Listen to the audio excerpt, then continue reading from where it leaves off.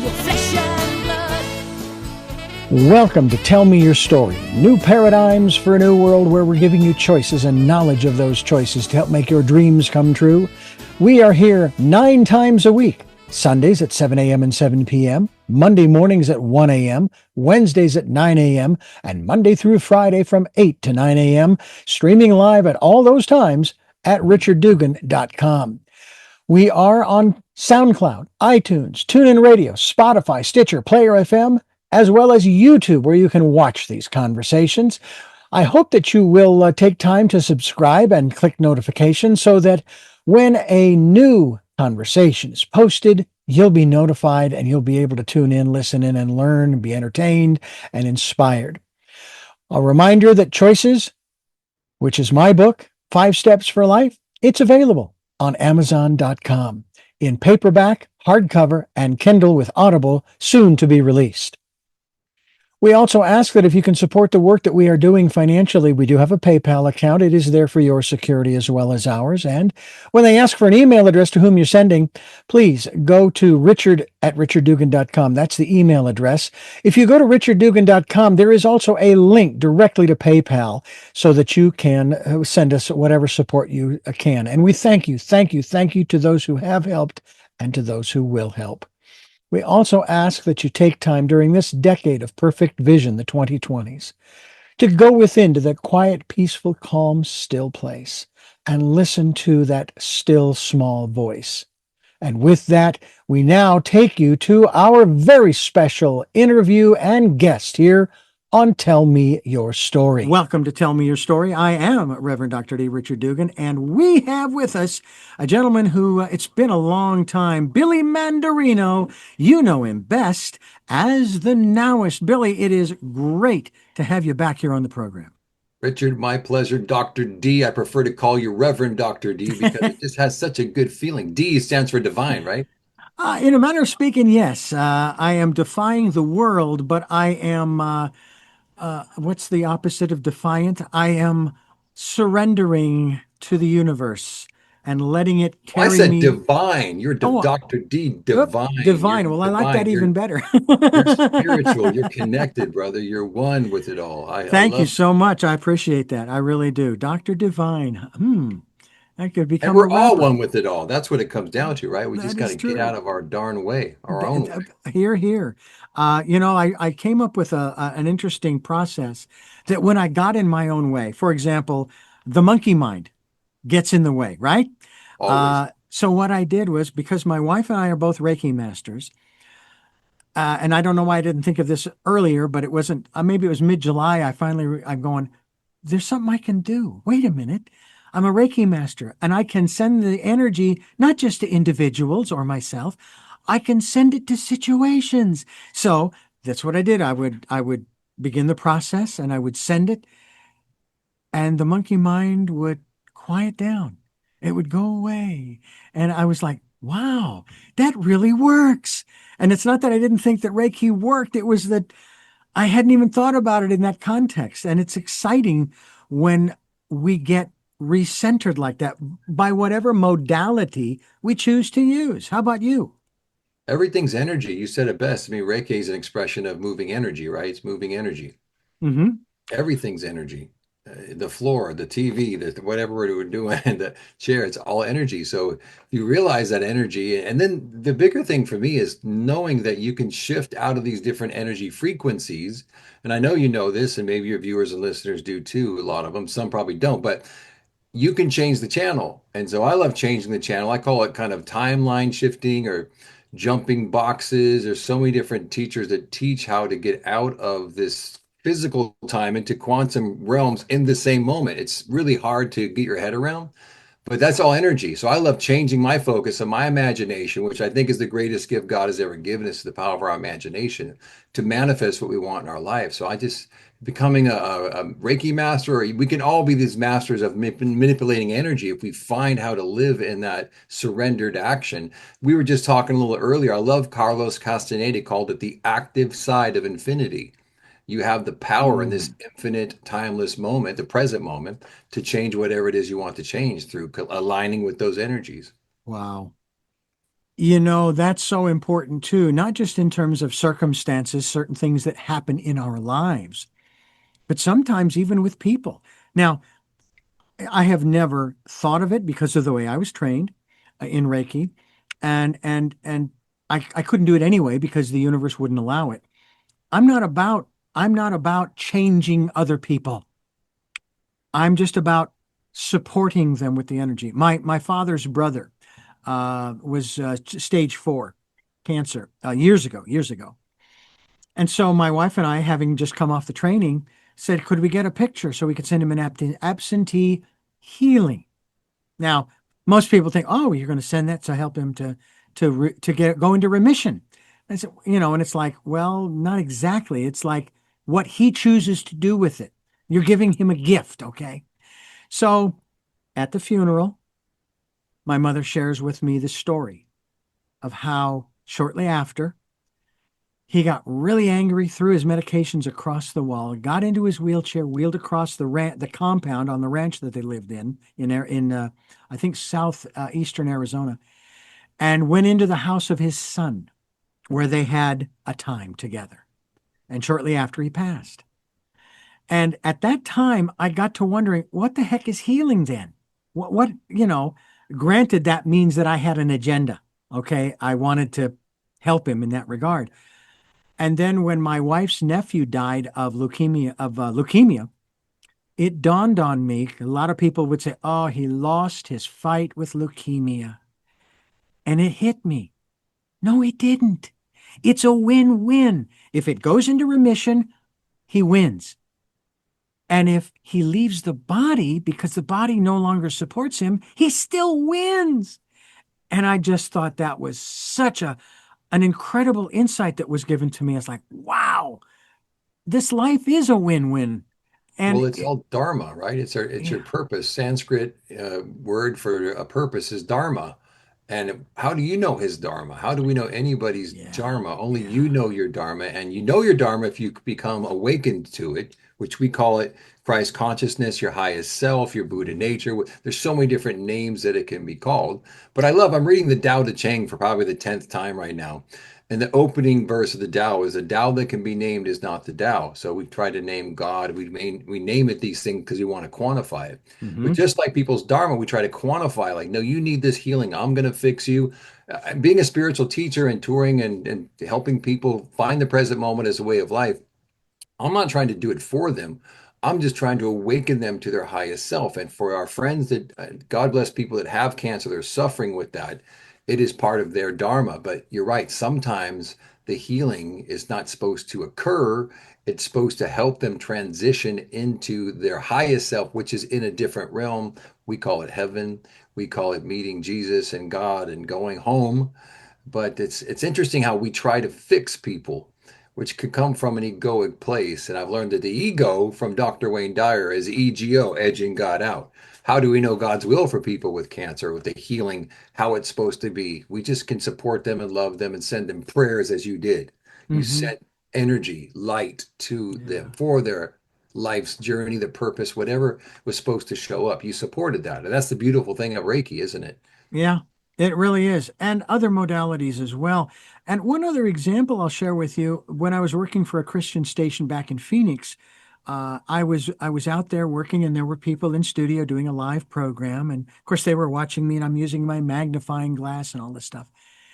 And they came into the room collectively and said that we would like to lay hands on you and pray for you for the healing of your eyesight. Now, bear in mind, this was at that time. I said, thank you, but no thank you. And this was where I was coming from. My purpose in this life is not to have my eyesight healed or maybe converted, so to speak, to 2020. My purpose in life here on this planet is to serve, to help you to create your program, to help you maybe nowadays to do your audiobook or whatever it is. That's what my purpose is. Now, I can't stop you from praying for me, and I would never do that. But God knows my number. He can even call me collect, okay? And that's where I was coming from at that time. I probably would not have turned it down, but here's the other part of that. When we want something, and of course, as as I've shared with you, we're looking for a new place to live. And I put it to the universe. My wife and I both did. As a matter of fact, we're constantly sending Reiki energy to the situation with two things: um, anticipation and no expectation. And Amen, those are brother. two different things. Talk to us about that. Amen. Well, I love the teachings of a prolific teacher in the 1930s and 50s. You might know him. His name was Neville Goddard. Have you Vaguely heard of familiar, yeah. Neville Goddard? He taught about assuming the feeling of the wish fulfilled. So I think of you and your wife. You told me you now are preparing to finance this new home, right? You're going to buy a place up there and Lake Yeah. Arrowhead, and I offer up to you what I learned from Neville. And I've used so many times in my life to manifest and to bring abundance into my life. But once Hmm. again, it all comes from service. How can we use this example, what I'm about to share with you, Dr. D, of how to bring this abundance, this new home into you and your wife's life? Hmm. But also it comes you then you have this great story to serve people with. And the story, I have so many stories, but I'm just going to tell you real quick about how Neville uses the feeling of assuming the wish fulfilled. So like before you go to bed, and I know you know this, you just have to see that place you're going to live in. You got to see the houses are. You got to feel what it feels like to be barefooted, walking around the wood floors of the carpet, or smelling the beautiful pine trees, or looking out to the views of this mountain, whatever this place is, your ideal place, whatever it is, feeling it as if it is already done now. Assuming the feeling of the wish fulfilled. Then your energy and your imagination, once again, your imagination is one of the greatest gifts you've been given. You line up with the end as if it's already done now. All five senses engage. That assumption brings it to you. The universe will magnetize to that feeling. And the degree of naturalness that it feels in your body is the certainty of it happening. So people think, gosh, Billy, I've done what you've, and I've helped a lot of people with this. I've done it, I've done it, I believe it, I'm tasting it, but there's something they're doubting in their subconscious mind. So it's the degree of naturalness that it feels for you to live in this beautiful house, right? Would it have this location? Would it have this view? Would it have this two or three bedrooms? Or what is your ideal exact location? And what does it feel like and smell like and taste like and literally being there? And the people that have done it, many people have done this and had this abundance or attracted what they want in their life. But the reason it doesn't happen is you have to make it feel so real, the assuming the wish is fulfilled, which means it's already done. If it's already done, you would not want it. I mean, how could the God of oneness recognize two-ness? God would not recognize two because God is one. So you have to be in the oneness of it's already being done. God loves a cheerful giver, right? The fish and loaves. There's so many stories of the Bible from Jesus teaching us the parables how to create abundance in your life. And if you can assume the feeling of that wish fulfilled, assume you're already there. Do it before you go to sleep because you're very programmable in your subconscious mind, but you can connect to that outcome and you live it as if it's done. You should not be surprised when the perfect house shows up for you and your wife. It's the right price, everything is in alignment because you haven't put any fear around it, Mm-mm. no doubt around it. Your imagination is the sharpest knife to cut that fear and doubt out of your life. We're talking with the Nowist, Billy Mandarino, and he is located right here in the Santa Barbara area as well. Your website is, Billy, what is that? billymandarino.com. You can check out all the teachings. We're actually making a feature length film right now, which I'm really excited about. If you go to billymandarino.com or if you go to fornowfilm.com, you can find out how you can get involved, support, maybe make a cameo in our movie. We're filming it all here locally. We're supporting, and people are supporting us to make this movie locally. It's a movement slash movie. It's a cause. It's really a mission to help people learn to live out of their past traumas and live into their best and highest self. Well, as we continue, we're going to talk also about your book, The Nowist, as we continue talking with Billy Mandarino. Go to billymandarino.com. We will be linked to that website on SoundCloud and YouTube as well. So I hope that you will go there as we continue talking with Billy here on Tell Me Your Story. This is a program that is designed to facilitate change. I know that you don't like change. I get it. Most people don't. If you've never read, ladies and gentlemen, not only the Nowist, if you haven't read that, you should. But also, if you haven't read another book entitled "Who Moved the Cheese," that I read back in the late 80s. It was mandatory reading by my boss at the time. I read it. I came back, I put it on his desk, and I said, look, I did read it.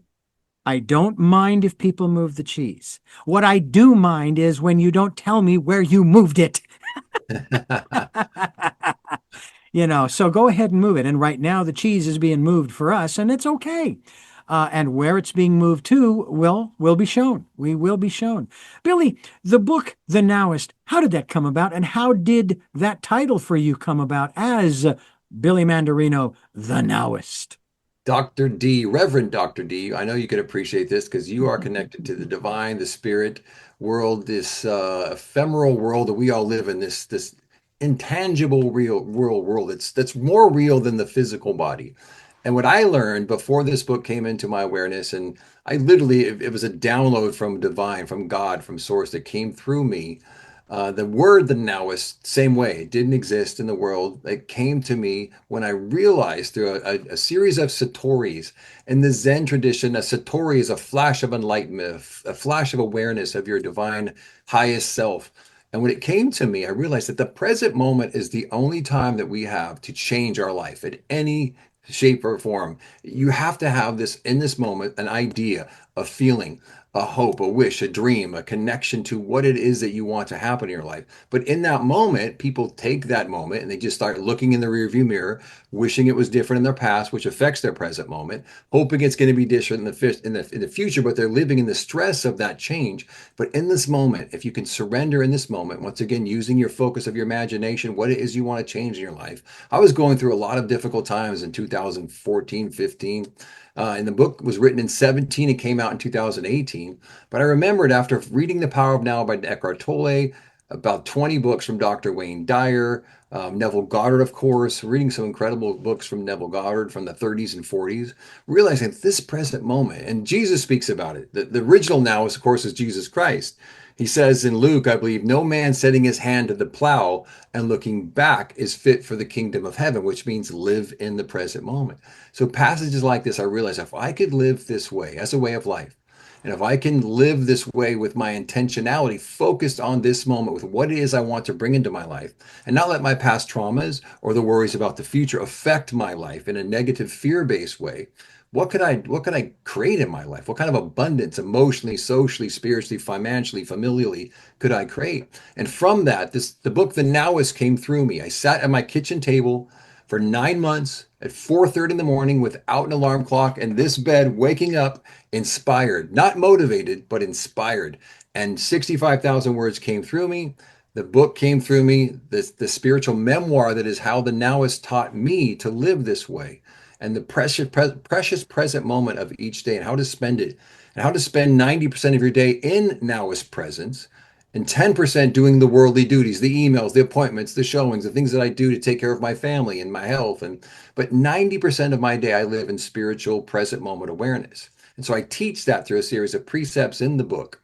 But the problem is, Dr. D, is most people live in the inversion of that. They live 10% going to church, meditating, praying, and 90% stressed out and trying to make it happen and wishing things were different or living in that rearview mirror of the past, thinking that the past is going to equal the future, but you're living in the past so consistently. But when you can learn to invert that equation, live 90% in prayer, meditation, present moment awareness, it's not a Pollyanna practice. It's literally an engaging practice of presence and peace and contentment. When you can learn that to live in that ratio, magic happens in your life. The things that you put your attention on, the universe conspires, spiritual breadcrumbs show up, synchronicities become like an average commonplace day of your life. It's the way I only know to live, and I'm just inspired to serve more people to live that way, to help them in their lives get out of this stressful experience that most people it's their day-to-day life. It's just full of stress. Yeah, that's huge, and it really wreaks havoc in the physical body, which is really unfortunate in that respect. And that's something that I'm experiencing myself, only because I have not found the one way. Although I take that back, I have found that one way, and it is slowly working, and I'm very grateful for that to help to reduce my own physical issues that I deal with. And of course, we're all dealing with stuff as we go through our lives. but I have not let it stop me. I mean, there's so much that I still want to do, and there are so many things that I have yet to do.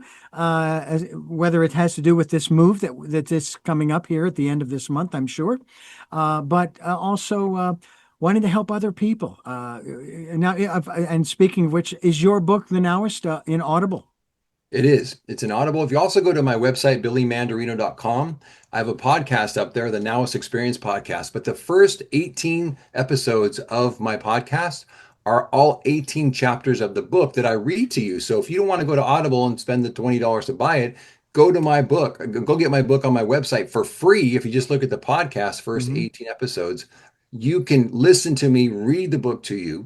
You could be in the car, on your phone, walking the dog at the gym. Mm, I read the 18 chapters to you, and it's something that I put out 2018. And it wow. has so much, I think, value to give you. Simple takeaways. It's not a super esoteric book where it's dense and it's kind of Hmm. conceptually difficult to digest.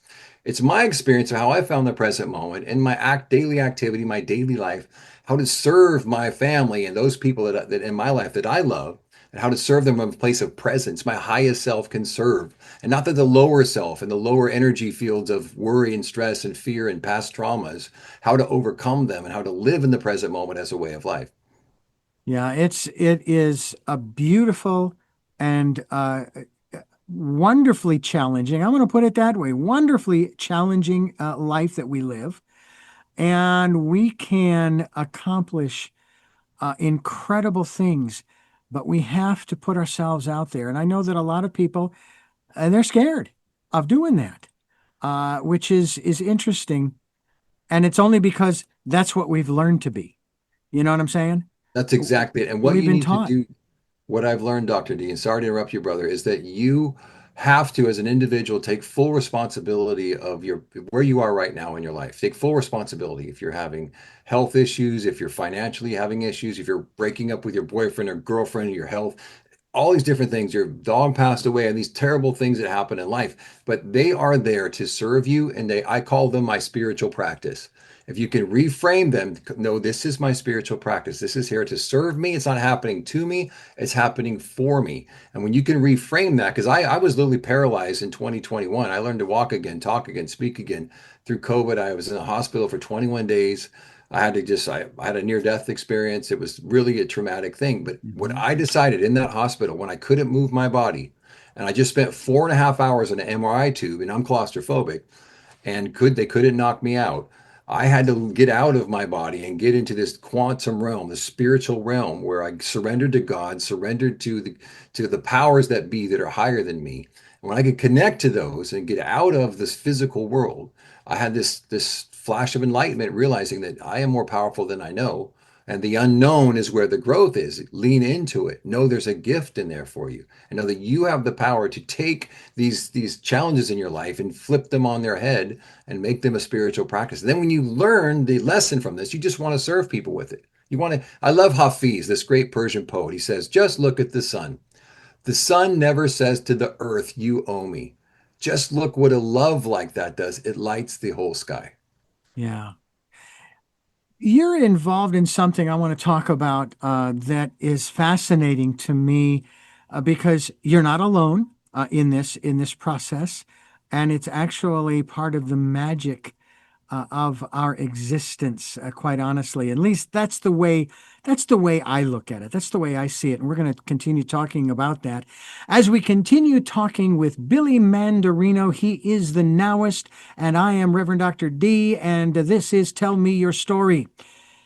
The thing that I want to introduce into our next segment here with you, Billy, is this aspect of transformation. Now, because you've been reciting certain passages from the good book, as they say, there is a passage that I even have in my book, Choices: 5 Steps for Life, which is entering its first year of publication.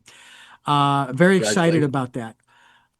But in it, there is a conversation going on amongst the disciples and Jesus, and they're asking him about the miracles that he's doing. It's like, wow, that is really cool. Could you teach us how to do that? And he's going, well, sure, absolutely. But let me tell you something. Let me let you in on something. You think what I'm doing is wild and crazy and incredible and wonderful? You are going to do greater works than that. And I will tell you what I think that greater work is, Billy. It's transforming our lives, raising our consciousness, our awareness, and in many cases, reconnecting or recognizing and being aware that we have always been connected to the divine. To me, that is the greatest miracle, even as Ogmandino writes about it in his book, The Greatest Miracle in the World. Oh yeah, love that book. That's how I met my first wife, believe it or not. And I love the letter that is written in, I don't know if it's chapter 9 or 10. I actually still have the audio recordings. I recorded that book for a radio reading service back in 1982. I was 22 years old. I've actually listened to a little bit of it and it's like, who is this guy? He sounds so young. But it was a meaningful book that was given to me by my best friend who he and I were best friends for 53 years until his passing. Wow. And he gave that book to me in November of that year of 82.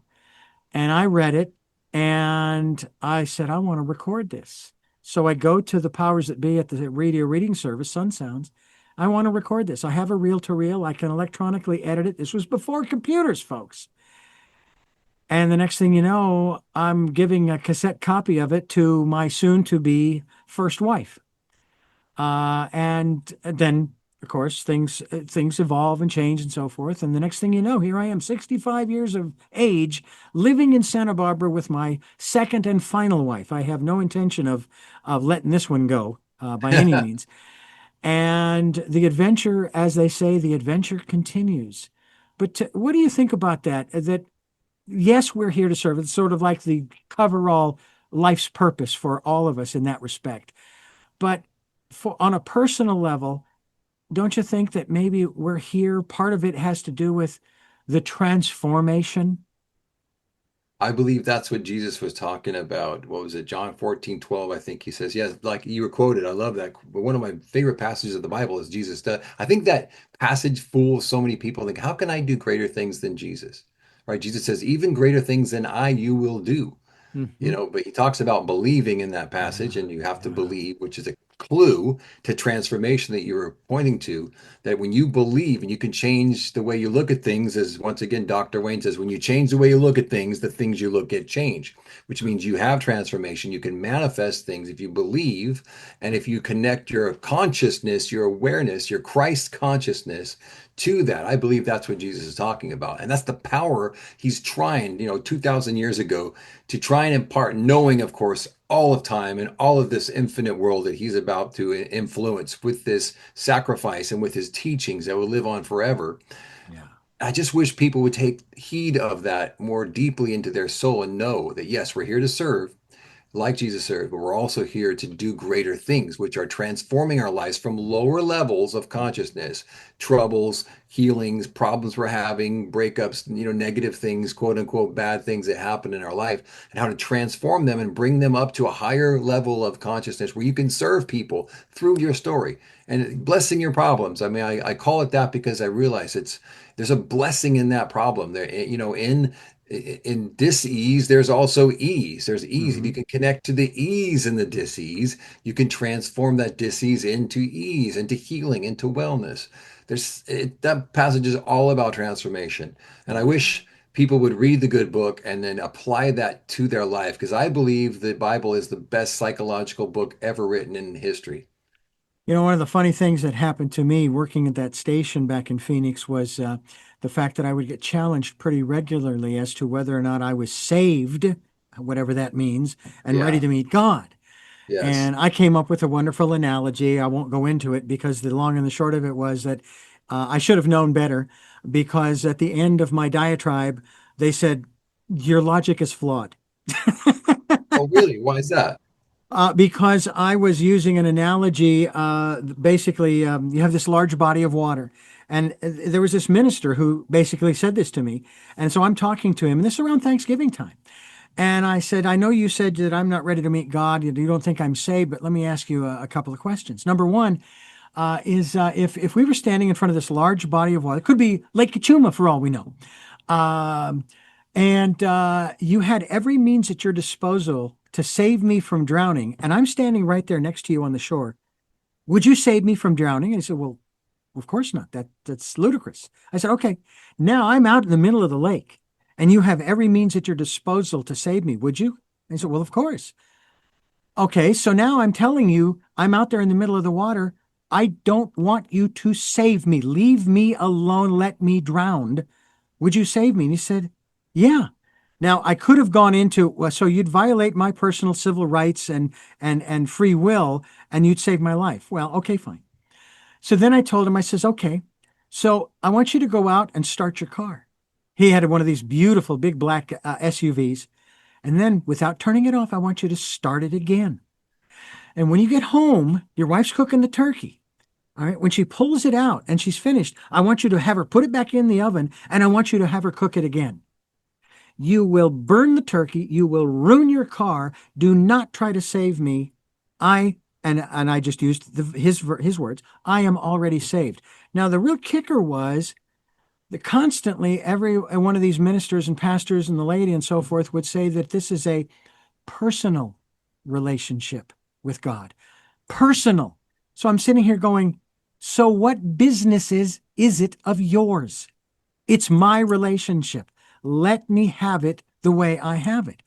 But unfortunately, there are people out there who want us to conform to some cookie cutter mold and be a certain way and think a certain way. And I will tell you, that was one of the greatest experiences because the people I met who were all different, they all believed a little differently. And that gave me hope for the future, that they're not locking in lockstep.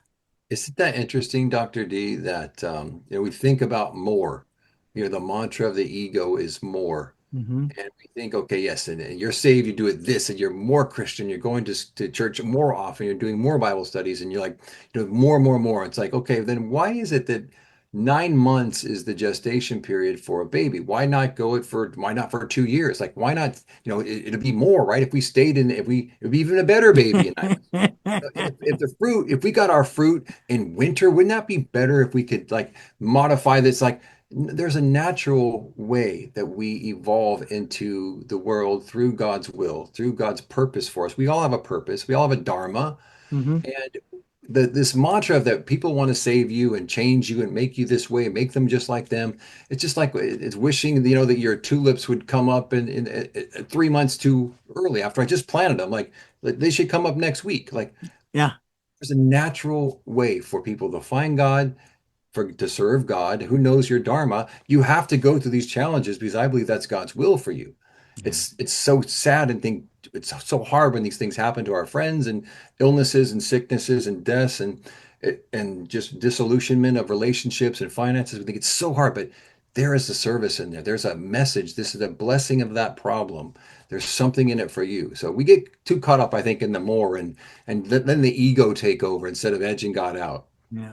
People I've trained in this business over the years, I can't believe it's like 46 years now, but I would always tell them, I'm going to show you how I do it, whatever it is. And then I'm going to tell you the result that the station want, or the programmer wants. Then I'm going to turn you loose. I don't care if you stand on your head with sparklers and do it that way, as long as you get the result we're looking for. I want you to find your own way. And it just seems as though there are some who are willing. I remember a conversation with my eldest sister who has since passed, and we were chatting, and of course she felt the same way as this minister did, right? And I said, well, here's the thing, sis. Um, my beliefs of yesterday are not my beliefs of today, are not my beliefs of tomorrow, because I'm still alive and breathing. I'm still experiencing, I'm still learning and growing and meeting new people and reading new books and watching this and that and the other. And I can't help but, and I'll use the word, I can't help but evolve. Transform, I like that too. I can't help but transform because I'm a curious individual. That's why a lot of times, that's why I do these programs. And also, these programs are my therapy too. Amen. Well, we're here to serve each other. We're here to connect with each other.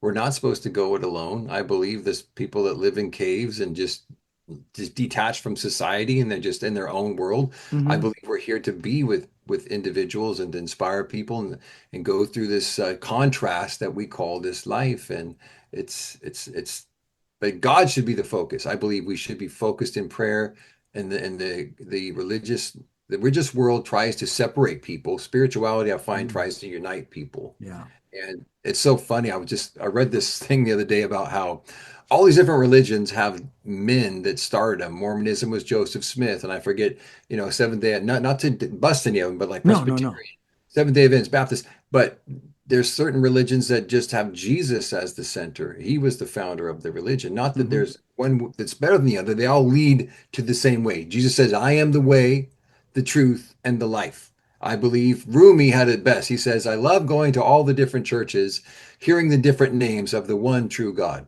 Yeah. Well, as I was entering and almost becoming a Baha'i, I was there for about a year and a half. There was a wonderful phrase by the founder Baha'u'llah. If you accept one of the messengers of God, you accept them all. If you reject one of the messengers of God, you reject them all. Because they're all coming here with the same message. A little different trappings, a little different attire, a little different time frame, Yep. but and it's a beautiful. I mean, I've studied so many different philosophies out there, Buddhism, and I'm now in the process of studying Islam. Matter of fact, I was a part of a dramatization of the entire unabridged Quran. Wow. I played several characters in this Audible version that's going to be out on the 22nd of August on Wow. Audible as well. And it's like I want to know from the source what the teachings are, not from it's like there are a lot of people, and this applies to other philosophies too, that people will make statements about that philosophy, whether it be Seventh day Adventist or Mormonism or Islam or Catholic or Protestant or whatever, okay, or say the Hawaiian religion. I can't even remember Uno or something like Oh, that. Pono Pono. Yeah. Aponopono, thank you very much. But they've never studied it. They've read nothing about it, and yet they have an opinion about it. And I just sit there going, have you read anything about it? Because I can't speak to some of these because I haven't studied them yet.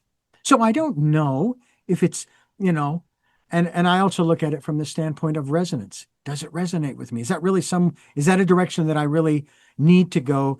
And most of the times it is only because I'm curious.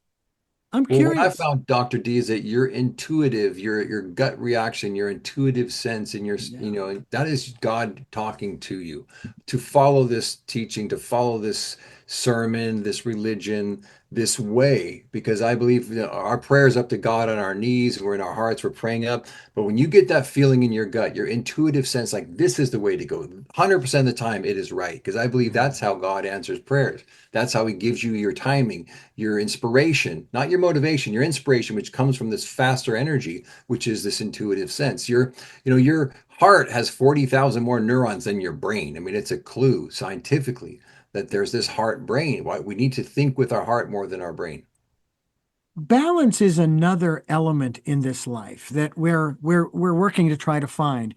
And in the grand scheme of things, when we come into this world, while we're here, and then when we leave, there's an interesting statistic I heard, and I thought it was fascinating. I have had a sister, eldest sister passing, and then my father a couple of years ago. And I thought about this too.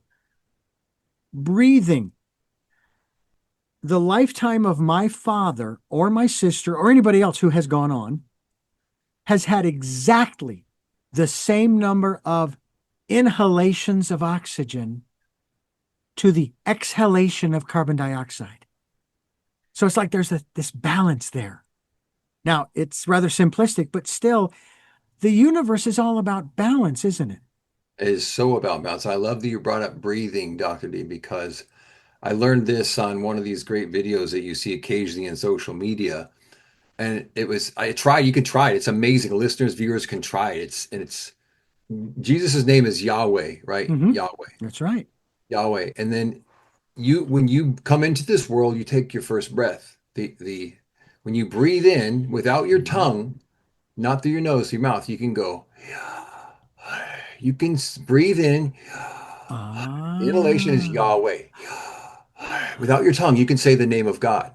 So the name of God is your first breath and your last breath. You're Mm. saying, you're praising God every day. You're breathing, you're saying the name of God without your tongue, just by breathing. Because anybody can do it. You can say Yahweh without using your tongue, just by an inhalation. Yahweh. I just said, Mhm. is that incredible to know Yeah. that your breath, you're saying the name of God all day long. You're saying the audible name of Jesus all day long. But also, Yeah. they've proved through scientific, research that the name of God is encoded in your DNA. It says I've heard God that. within us in the body. Dr. Greg Braden Greg had Braden talked about that on a right, program we had him right. on. Yeah. Isn't that fantastic? Then Oh it's man. God within us and God within us in our body, right? Mhm. That's so God's signature is in our DNA, and we say the name of God while we breathe all day in and out. I mean, that's a clue. Yeah.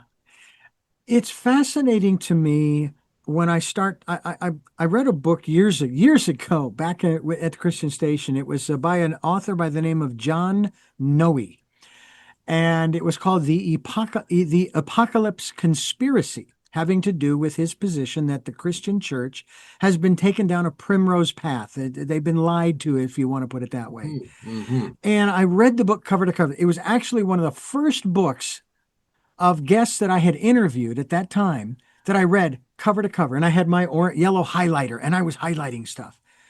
And this is really cool. Okay, I really like what this guy has to say.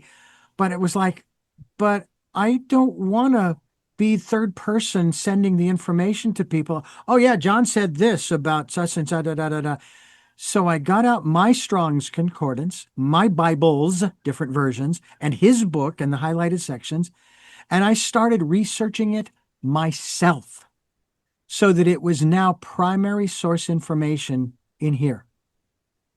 And one of the most profound things that he shared in his writing that I studied through was a passage in that Paul said that they will be caught up to meet him in the clouds of glory, and that's referred to as the rapture passage.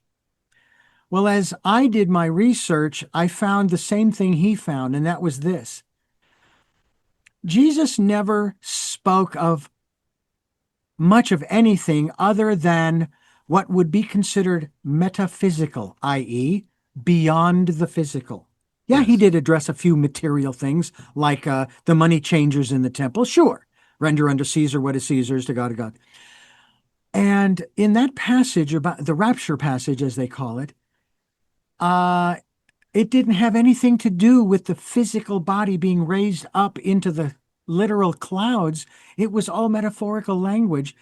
And then he did a deep dive even into the original language, the Hebrew, and could not find anywhere in the New Testament where it said that Jesus was coming back a second time, that he would just be returning, but it didn't say how many times. So his conclusion was that for an individual with a personal relationship with God, he could return again and again and again and again.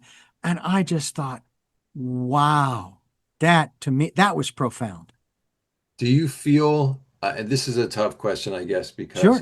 I'm a devout Christian Catholic. I was raised Mormon.